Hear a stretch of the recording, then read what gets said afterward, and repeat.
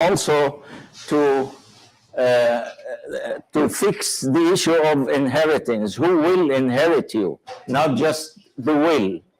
The reason for that is if you don't do that, then Uncle Sam will do it for you. So it's up to you. I'm not saying Uncle Sam is bad, but Uncle Sam may not be aware of your needs. So if you are aware of your needs and you want things to be done Islamically, then the will need to be done as soon as possible.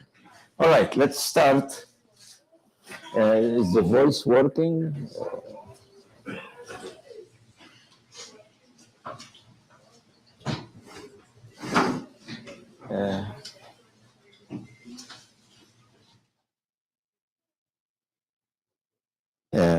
Well, here hand is not working.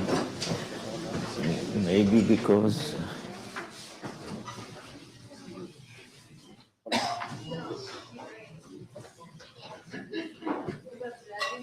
I'll do things manually. So set it for me as manually. Don't worry about this one. Yeah. Okay. So it's here. All right.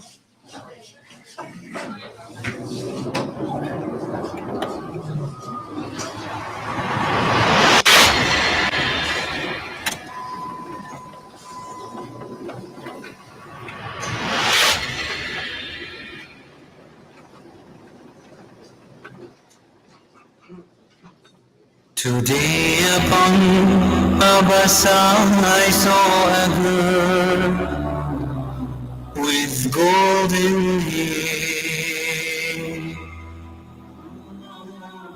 and wished I was as fair when suddenly she rose to leave. I saw her hobble down the aisle. She had one leg and wore a crutch, but as she passed, she smiled. Oh God, forgive me when I'm young.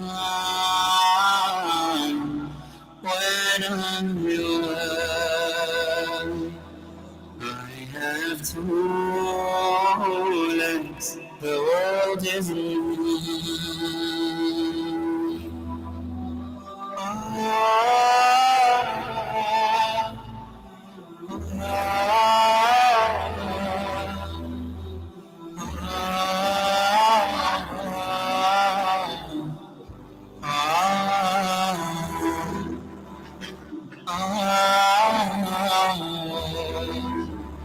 I stopped to buy some candy. The lad who sold it had such a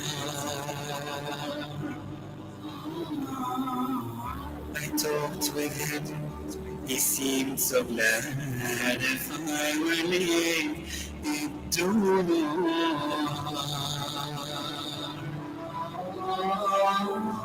And as I left, he said to me, I thank you, you've been so kind. You see, he said, I'm done. Oh God, forgive me when I'm wrong. When I'm wrong.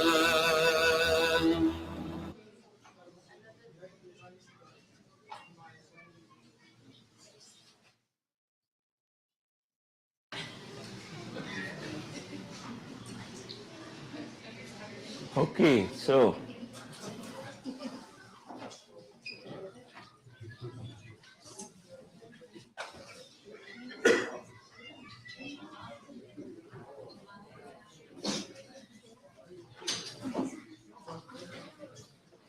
that's what we talk today about this subject. And because it is a little bit complicated, I don't want to leave questioning to the end.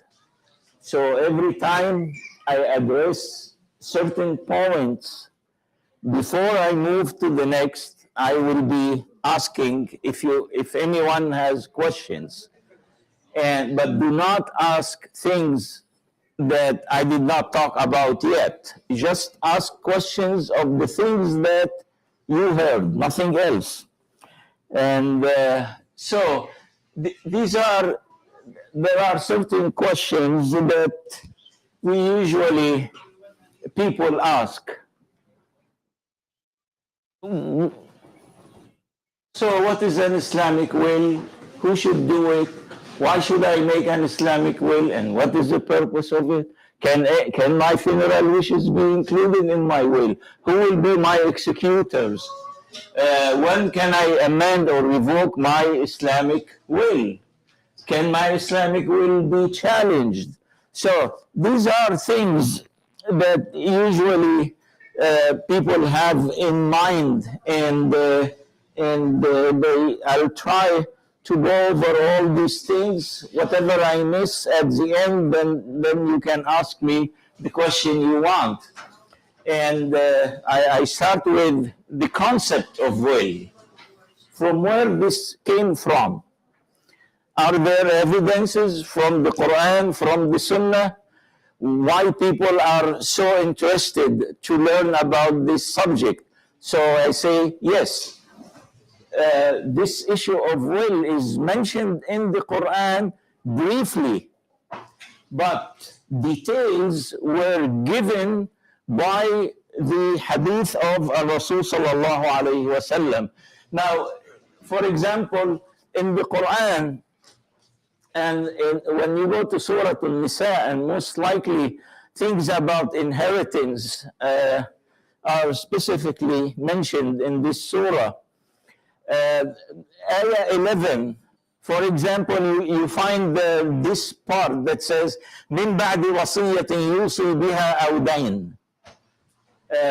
After executing the will of the person, we talk about distributing the inheritance. So we give the inheritance, but before we distribute the inheritance, then we have to execute the wasiyah, the will. Take it, move it out. Or dain or debt. Now, this is mentioned in Ayah 11. When you go to Ayah 12, this sentence, based on grammar, is mentioned 3 times in Ayah number 12. So there is something called wasiyah, and it is mentioned in the Quran, and that before we do distribution of money or inheritance, we have to execute the wasiyah, the will of the person, to make sure that if this person made a specific wasiyah, then we have to fulfill it. So when we go to the hadith now, Sa'd ibn Abi Waqqas, and this hadith is muttafaq alayh, it means agreed upon by Al-Bukhari and Muslim. So Sa'd ibn Abi Waqqas, radiyallahu ta'ala anhu, may Allah be pleased with him, he came to Rasul sallallahu alayhi wa sallam. He said, I'm a rich person, and I have only one girl, and I would like to give 2/3 of my wealth in charity and leave the 1/3 to her. So Rasul sallallahu alayhi wa sallam said to him, he says, no. He said, okay, I'll give half. He said, no, give 1/3. And even 1/3 is more than enough. So there is something here explained, that the wasiyah or the will, the wasiyah means 1/3. 1/3 of what you have. This, you are free. The inheritors has nothing to do with it. You are free to do it, and there is no blame if you decided that you want to write your wasiyah specifically choosing the third of what you have and give it to someone, as we will talk later. Now, another hadith, this is in Ibn Majah, and Ibn Majah, rahimahullah, he said this is hadith Hasan, but it is, even though he's the only one who brought this hadith, but this hadith is confirmed by the narration of Al-Bukhari and Muslim before, that Rasul sallallahu alayhi wasallam, he says, Inna Allah tasaddaqa alaykum, gave you sadaqah. Like what Allah gave you sadaqah, like gave you something extra, gave you an opportunity to make hasanat. And these hasanat will be added to your record on the day of judgment.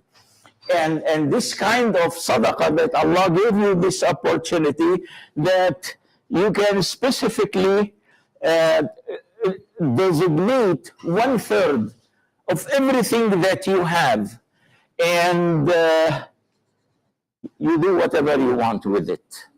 And this is عند وفاتكم, at the time of death, زيادة في حسناتكم. This is to increase the hasanat. So from here we can understand that the wasiyah is confirmed in the Quran and in the Sunnah. But we still need to have some details.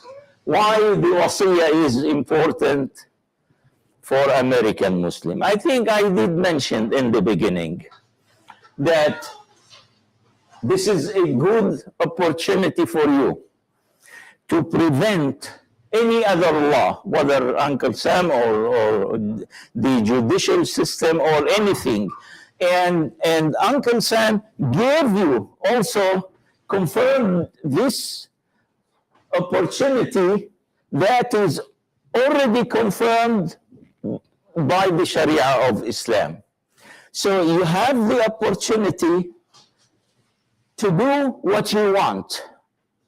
And this is some of the reason. This is suit your wish according to your understanding. You understand Islam in certain way. You want your money to be distributed according to something that you believe in. So here is 2/3 you cannot touch. These are the right of the inheritors. 1/3 you can touch. Now, something else, amend what you believe it needs amendment. Like what? There are many things. But let me tell you, in our Muslim countries, most of them, the person would die from here, and the inheritors, not all of them, come and evacuate the wife. Say, oh, this house is ours now. They get her out of the house. Oh, you can come and live with me. So this is an opportunity. Of course, in America here is different. Nobody can touch the house of the wife if the husband died, and the inheritors cannot come and say, oh, this is our father's house. But you think of it. If that thing can happen, then that's the opportunity you have.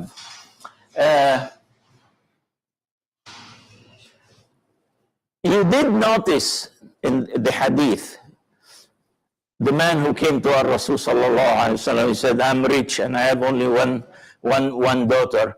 I want to give in sadaqah, okay, charity. So if I ask Brother Malik, where is Dr. Malik? Where is, Malik. Malik. How long you been in the center here? You start. How many years? I choose you because you are the oldest one. Since 1989. Have you ever come across a case where someone died from the community and put in his will some money for the Islamic Center? Are you aware? I think there are people, who have done that. No, don't tell me there are. Have you ever encountered a case where someone died from the community and he put in his will 10,000 for the Islamic Center? Not that I know. Not that you know. Okay. The right person to answer that is Ejaz. Okay. See here, this is you have one. How many? One. 40 years. In 40 years, one. Okay, that's good. Alhamdulillah.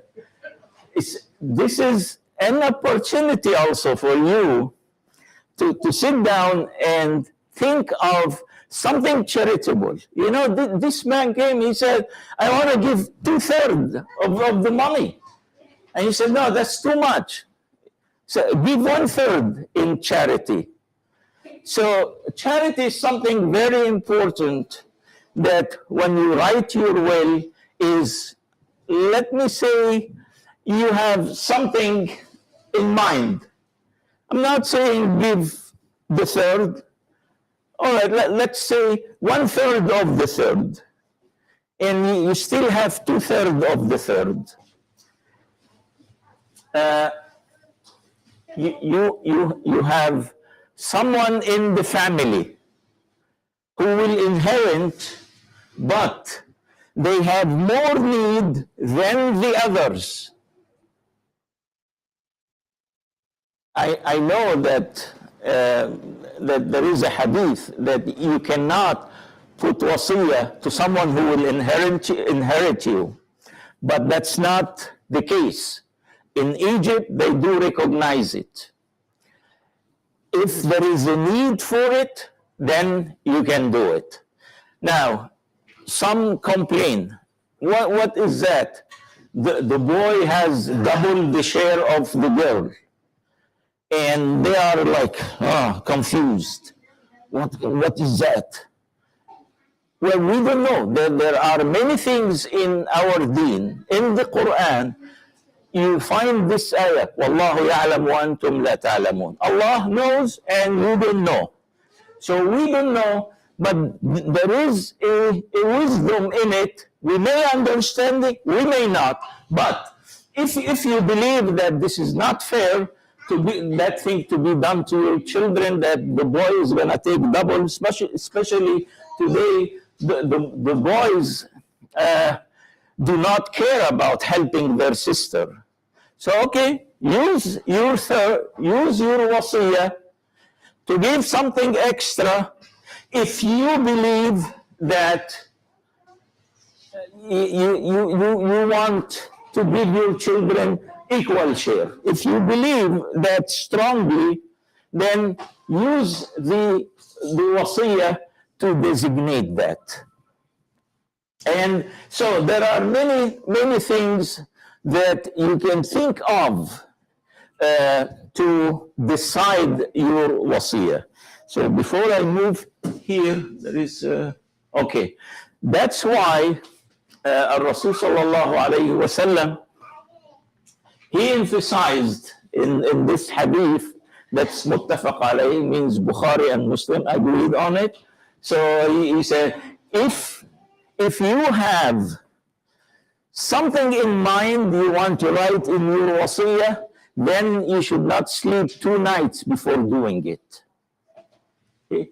So that's to understand how it is, what is important. Now, before I continue, any question of the things that I already raised?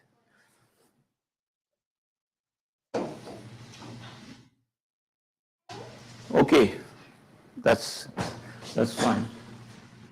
Time of death, I'm scared. Are you scared? Yes. Someone has only daughters. The question is very common. I think many of you have heard this question. Someone has daughters, two daughters or three daughters, no Two or one? two daughters, no son. Yeah. So the See, this Usya. is coming. Just what I mentioned so Okay, far. so inshallah, I will Yeah, wait for yeah, it. this is coming now when we get into more details. So how we execute the wasiyah and the inheritance. We call it al-irth. Okay, as I mentioned in the beginning, when you think of the wasiyah, in Muslim countries, you do only wasiyah, nothing else. Like something has to do with the third of what you own. And then the judicial Islamic courts, they will decide about your inheritance. They apply Islamic Sharia and this and that, and they do that, and they do what we call hasr irth. Hasr irth means this is a statement of faith, like to decide who are the inheritors. And this is something that whenever I have a case, I will ask, who are the inheritors? And you have to start deciding the inheritors. And that's what people need to do when they want to write their will. Who are his inheritance? At least at that time. Writing the wasiyah is not something that's sacred and that's it, you cannot change. You can always change your wasiyah based on the circumstances around you. The only time that you cannot change your wasiyah is the time of death. Okay, so time of death is something all of us, we are heading toward that road in one way or another, sooner or later, Allah knows. But let's say someone died and you have now the family. The family are interested to know about the wasiyah. Not necessary that you have to tell them about your wasiyah. You can write it and keep it aside. And today, you know, we have the legal American system where you go to a lawyer and you document your wasiyah and you give it to them, and then they are in charge of executing your wasiyah.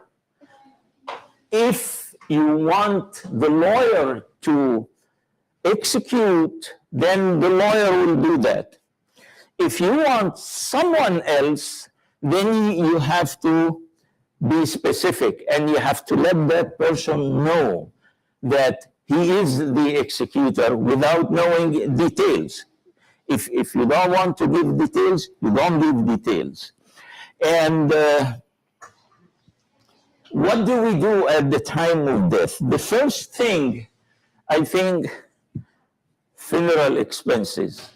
In America, many people, they have this, they do insurance, they do like open bank account, and they put little money every time, every once in a while, and they let this account grow, and time of death, the family will come and take the money and then take care of the expenses. But someone did not do that. And some people even, they go to the funeral home and they pay. Like if you go today and the funeral director is going to look, you need this, that's 8,000. After 10 years, the 8,000 will be 16. So, but if you do it today, with the 8,000, it's going to remain 8,000. But you have to know that the funeral director is going to take the money, put them in escrow in the bank, and let the money generate interest. So the funeral director can cover the extra money that he has to pay. So people do that, but let's say someone did not do that. And before they touch anything, we have to pay, we take money and we pay everything. There is no, this child is going to say, oh, I'm going to pay for my father or my mother or the other. No, it's the best money is to use the person's money, not children, like sharing the expenses of that. No, it's we use the money of the person who died. So that's the payment. And number two, debts. Before anything else, we pay the debts. And I think you are aware sometime at time of burial, someone will come like a family member and say, our loved one, if you believe that he borrowed from you, he did not return, then please come, we will pay the debt. So paying the debts is number two. And number three, the mahr of the wife. And this is a little bit complicated. My wife is here, she's gonna be upset now. Her mahr today in Lebanon equal a hamburger, okay? 35 years ago. Yeah, and at the time when we get married, it was like $15,000. This amount in Lebanese money used to equal 15,000 and even 20. So today, so are you going? So my children are going to tell my wife, this is $5, go buy hamburger. This is your mahr. No, not accepted. So what we use here, we use the calculation. We go at the time of marriage, if it is like, let's say, Lebanese money or Pakistani rupee, then we say, at that time, how much it was in gold or dollars, either way. And then you calculate based on that. And then you give them from the inheritance. Why that thing is important? Because as we will see, the share of the wife of from the inheritance is not really that much. It is eighth. If there are children, eighth, 1/8. So the share is not much. So the mahr is going to help her also. And plus, if she's staying in the house, she needs to stay in the house. And not necessarily, today here in America, usually there's half and half. The wife has half the house. And so she will have her half. But the half of the husband cannot be distributed until after her death. Then they will inherit everything. So she will remain. So the mahr of the wife, and then after that, execution of the will. Remove the will. Find out how much he wants non-inheritors to be paid. And then we have to pay them. Now, I did mention that if, like, let's say I find a family members who needs more attention, handicapped, has special needs, and I really cannot give that child same as the others. And I'm not sure that the brothers and the sisters are going to take care of that child. I'm not sure. So then we take care of the will, we give those people something from the will, extra things. Or you don't want you believe that the will is not enough to take their share and then their share of the inheritance. So what you do, you establish a trust for that child. And this is before death. Before death, you can do whatever you want with your money. So you can decide that I want to include that child in the wasiyah, and I want this child also to take extra. You happen that we helped the children, we paid for their school expenses, and it remained one child, whether a boy or a girl, still in school. They did not graduate. Well, I helped my children, and I helped them paying their school expenses, and I want to help this child. So we go to the will, or we do something ahead of time, before death, to make sure that you did equal care and concern for your children and for your loved one at the same time. So the execution of the will, it indicates, okay, that you have to appoint an executor, whether the lawyer or someone. So how do we solve this problem?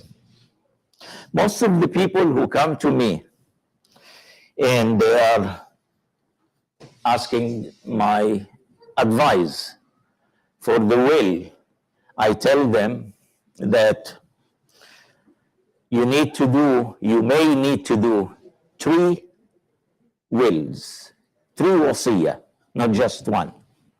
How? Most likely in life, the spouse, either the wife or the husband, would die first. So let's say it means that the wife is going to do a wasiyah and put her husband as an executor, and that the husband is going to take care of that. She will put her wasiyah, everything, but the husband is the executor. Okay, what if the husband died first? Then the husband is going to make a will, that's 2 so far, and put his wife as an executor to take care of the inheritance and wasiyah also at the same time. Okay, 3rd case. Suppose, and that thing happened, the husband, the wife, driving, traveling together, and something happened, they died together. So what will happen here? There's no will. So husband and wife together, they need to do a wasiyah also, together. And then they need to look at the children, which one is preferable to be the executor. So in this way, we can feel that whatever happened, we have a plan. The plan is ready, and we can do what we like. Yes, okay, let's start. Salam alaikum. I'm a professor of estate planning, so this is very interesting for me. Okay. I just want to, and I'll make some general points later, but specifically about this, you want to make sure you have one will. And all of these contingencies can be written in just one will, because if you have more than one will, during probate, somebody can say, well, which one was the real one? Which Right. one was what? Which one was the one that was actually valid? So when you're talking about husband and wife potentially dying at exactly the same time, the provision for that can be written in the will itself, the one will. The other thing to take into consideration is that a husband and wife cannot have one will. They each need to have a will. That's what I mentioned. But the contingency about dying at exactly the same time, Yeah. has to be written in one will. You cannot have three different wills. No, I said one will. I said one will, the wife will make her will. The husband will make his will, and together they will make another will. That's what you mentioned. So whoever died first, there is no confusion here because the will is kept aside. So whoever died first, we will open his wasiyah, and other two wasiyah died, has no value. Okay? That's my understanding anyway. I have a question. Yes. It's not really understandable about three wasiyah. In the same wasiyah, we can say the husband dies and wife becomes executor. His wife dies, husband becomes executor. If both die, the first child or whoever, in the same will, we can put it. Well, so I did. Yeah, but you have to do A, B, C. Yeah, it is. Okay, A, B, C is three. So it's okay. We're not going now. Yeah, we're not going over technicality. Whether you do it one paper or three papers, it's still A, B, C. Yeah. It will be confusing. Okay. All right. The point is taken. I give it up. All right. Don't take my words. All right. So the execution of the will, and then we have the distribution of remaining estate amongst the inheritors according to the Sharia.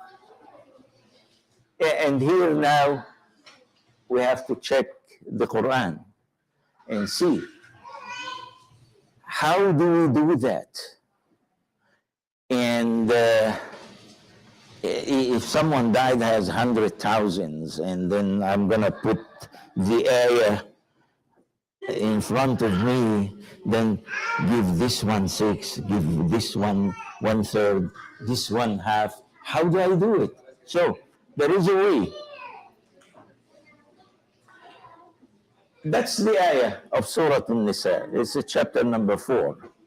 And this is the ayah number 11. Those who wants to read in Arabic, that's not me.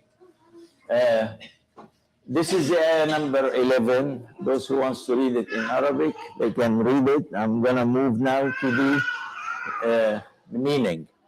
And let's see how things is mentioned, whether you can understand that or we need more clarification.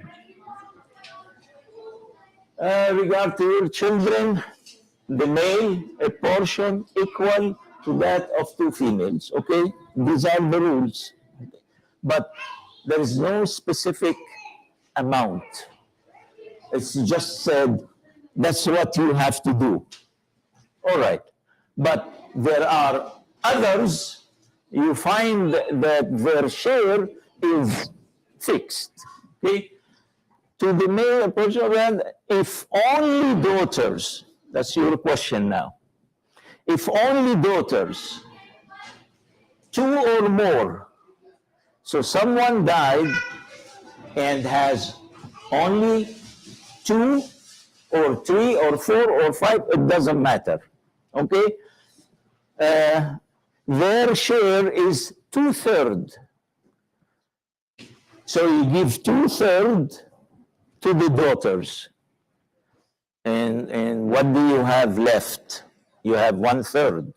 If you give them 2/3, so someone is going to take the 1/3. Whom do you think? The parents are going to jump, and the wife, of course.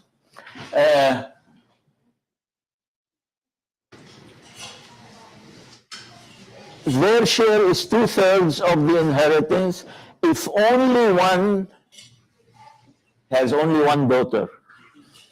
Her share is half. She'll take half, and then we have half. We're going to see We're going to give it to who? So those are called Ashab al-Fara'id. Anyone who received a fixed rate is called Ashab al-Fara'id. Means automatically they will take that. They are daughters, no matter who's who, okay. They have only daughters, okay. 2/3 for the daughters. One daughter, half of the thing for the daughter. And then let's look for the rest. Now, for parents. Parents also, Ashab al-Fara'id, because they have a fixed share. For parents, a 6th share of the inheritance to each. So it means they take 1/3. 1/3 of the inheritance is for them. 2/3 will be for the rest. All right. If the deceased left children, of course, we're talking here if there are children. What if someone died and has no children? And no wife? Okay. If no children and parents are the only inheritors, it means there is no wife also. Because if there is a wife, the wife will take her share. So the mother has 1/3. So who's taking the 2/3? The father. The father will take 2/3. The mother will take 1/3. That's all, finished. But if the deceased left brothers or sisters, the mother has 6. The father will keep the 2/3. The 1/3 for the mother.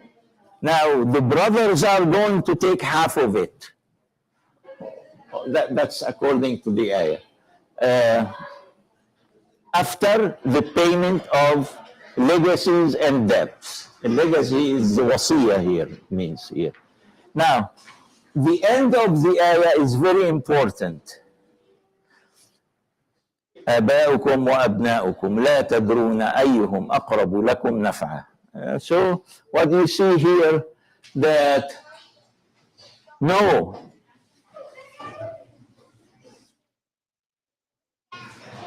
you know not whether your parents or your children are nearest to you. You don't know. Okay? This is where here the fuqaha, they came and said, it's not our job to judge our children and decide who will give more and who will give less. You say, you don't know. You just leave it as is. I did mention cases, but these cases are clear cut. A child who's handicapped, you cannot say, oh, I don't know. No, I know that this child will suffer. So we have to, you are responsible. But beyond that, to look as, I believe this child is much better than the other. You know what we are doing here? We are creating jealousy between the children. And that's the main concern of the Sharia, not to create jealousy amongst the brothers and the sisters. Once you do that, there is enmity. So that's why this Sahabi came to our Rasul sallallahu alaihi wasallam. He said, I want you to testify or be witness. Be my witness that I'm giving this for my son. And the Prophet said, did you give the rest of the children the same? He says, no. He said, I don't want to be witness to that.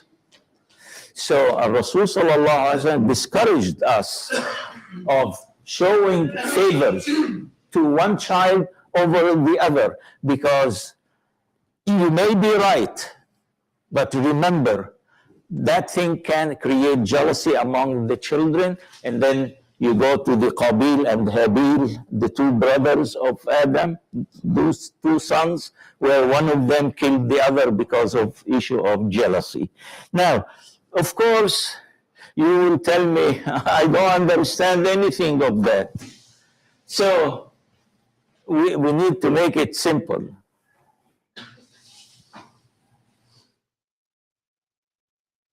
I'm going to use shares. And I used 400 shares each, total 800 shares for parents. How I came up with this number? Are you aware of that? Okay. Wife, 300 shares. Let's say someone died, and these are the inheritors now.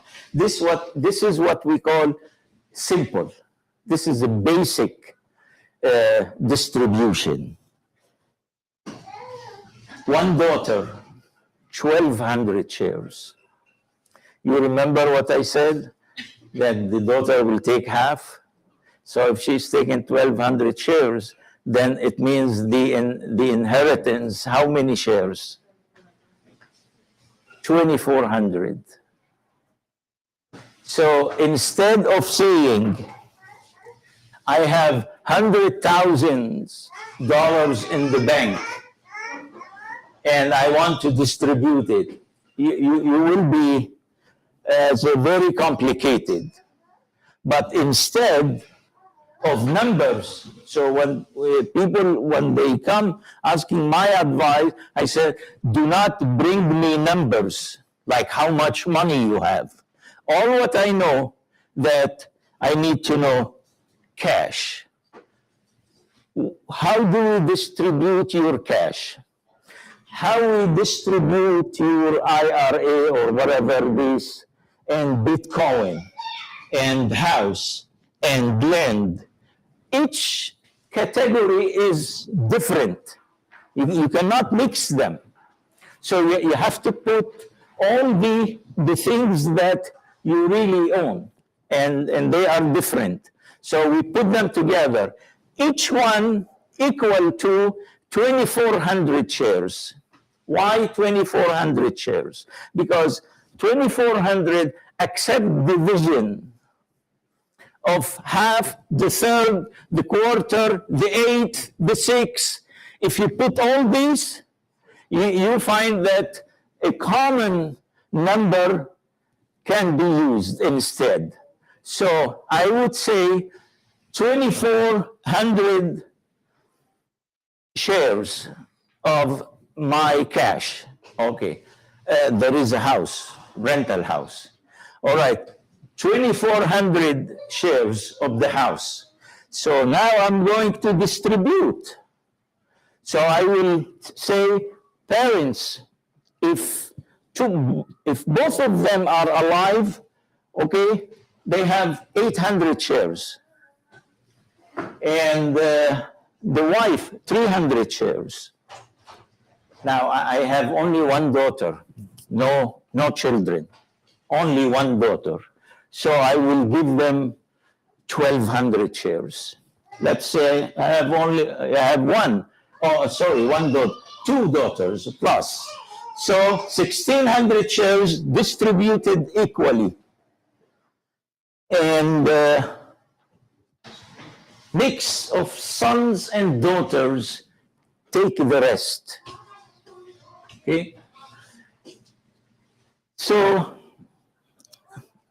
I have cash, $24,000, and they are equal 2,400 shares. So if I want to give the father 400 shares, I will give him $4,000. And I give the mother $4,000. And then 300. 300, it means 800.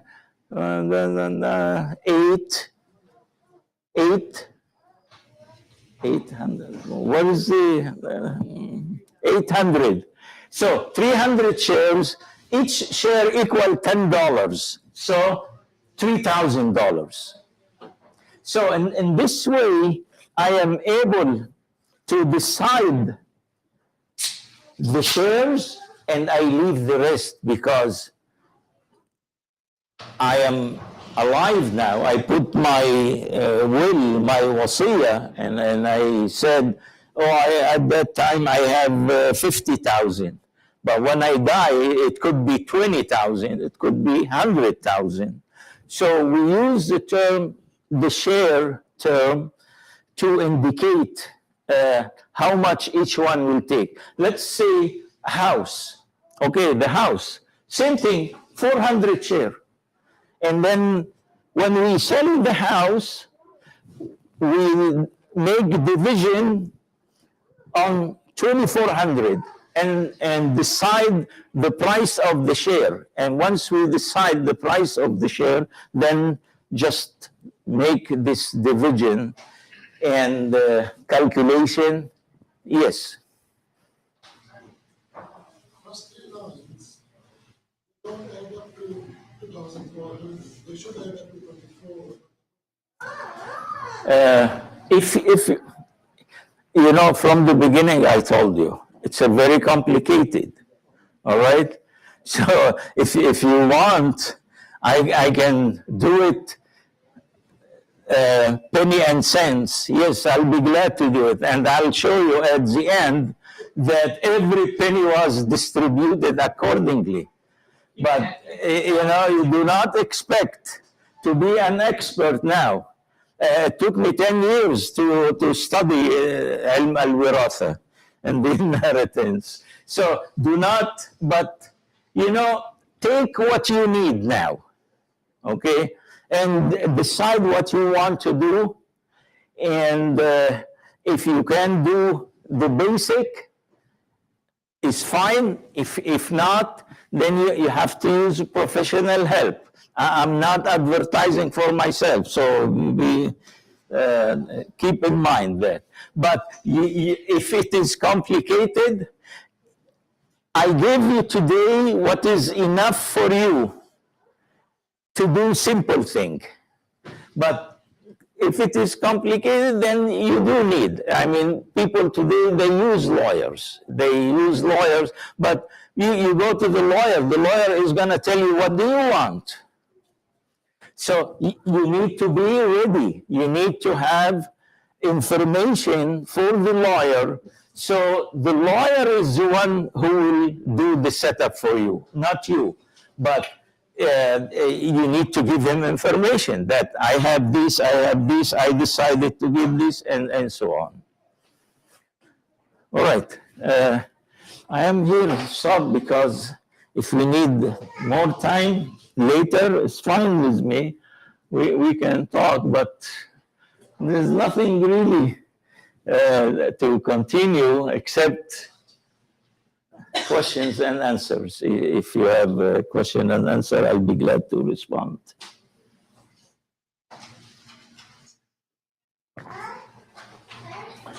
Otherwise, Brother Karim can come and take over. Yes. In the case that both parents pass away and the children are of underage, so who becomes the executor? This is the executor. There are two kinds. One called executor, one called guardian, which is the state is going to ask you. If you go to a lawyer and you put this information, he's going to tell you who's the guardian. So he will be asking you, who will be the guardian? You either put one or the court is going to put one. Okay? And most of the time, lawyers can convince the judge if the one you choose is qualified. If they are qualified, then they can be the guardian, because those guardians is a very serious thing. They put their money on everything, and they have the freedom. That's why when I spoke about the three things, I said that the wife will do her will, because she will put the father as the executor, including guardian, if there are. And the husband is the same thing, will do his will and say, my executor or my guardian is my wife, and so on. But for both of them, when they, if they die together, they need to be ready. They need to have someone. So it is important that you work on this subject, and sometime, you choose the oldest child you have, and he'll be the guardian, or she, doesn't matter. People in Muslim countries, sometimes they choose the oldest boy. I disagree with that. Choose the oldest child, whether it's a boy or girl, provided that they are qualified. If they are qualified, then I choose the oldest. If not, then I move down. So husband and wife need to communicate that and make decision, because this issue is very important, and people take it lightly and say, oh yeah, whatever happened. Okay, but it's not like that. For those who are below the age, you need to take care of them. Yes. Can I just, thank you. So I'm also a practicing financial planner. Okay. And this is something that we face every day, and it's one of the most important things that I stress on people is, this is America. Your wishes mean nothing unless they're written down. Right? Unless they're written down. Written, yes. A lot of the yes. times, especially in immigrant communities, whether you're from Lebanon or Pakistan or wherever, and let's say, you're husband and wife, and you say, well, if we both died, then my sister, of course, is going to take care of the kids. No, unless it's written down. Yes. Your sister can go petition the court to be appointed as a guardian, but that's never guaranteed. And, this is so critically important to get your estate planning. The will is just one document in estate planning. I think too many people, because it talks about death, don't want to address it, which is okay. It is what it is. But instead of trying to find the perfect will, get something done, and you can always continue to improve it. You can improve and rewrite your will every single month if you want. If something new comes up or if your wishes change, you can add those in there. The other thing to consider is you can most certainly grab a template from online, or go to Costco, buy a CD, will maker. Those are all fine. Those are good starting points, because just because you fill in the blanks and print off a will doesn't mean it necessarily will hold up in the state you live in. So the only thing that I would tell people is just get something in place. Don't overthink it. Get it in place for the sake of your children and your legal heirs, and then you can always continue to improve it. Well, I suggest that you can have time for the brother for the next time, so he can, lead a session, and you give them your best advice of how to handle these things, and this will complement my presentation. Yes. More? Yes. You said that if the husband. Sorry. Yeah, you give an example that if the husband passes away, and if the house is half of the wife's and half of the husband's, so doesn't have to. You don't have to sell the house right away to give the portion of the husband's to the kids, and she will also have a part of it, right, from the husband's portion. So you don't have to sell it right away to give the inheritance. You're talking about the house? Yeah, I'm talking about the house. So you said that until she can live in the house. Oh, for the wife. For the wife, yeah. Yeah, she can live in the house, and the children will inherit the share of the husband And if she died, then they will inherit her also at the same time. But you're not supposed to sell the house right away to give the kids. They cannot. Okay. No, they cannot sell the house unless the mother agree. If she agreed, I mean, let's say the wife ended up in a situation that she cannot take care of herself. So why you want to keep her in the house? So someone need to take care of her. The bottom line is everything need to be done with her approval. It's not like to put her aside, put the wife aside and oh, that's it, you are done. No. If the wife agreed that to sell the house, okay, this is a big house, what should I do with it? Okay, I'll sell it, give the children their share, I take my share, and maybe I rent small apartment, maybe I buy a small house. But this is done within the circle, not outside the circle. We try not to force the wife to accept a solution. That's not, she doesn't want that. Assalamu alaikum. Yes. I want to share some experience and thoughts.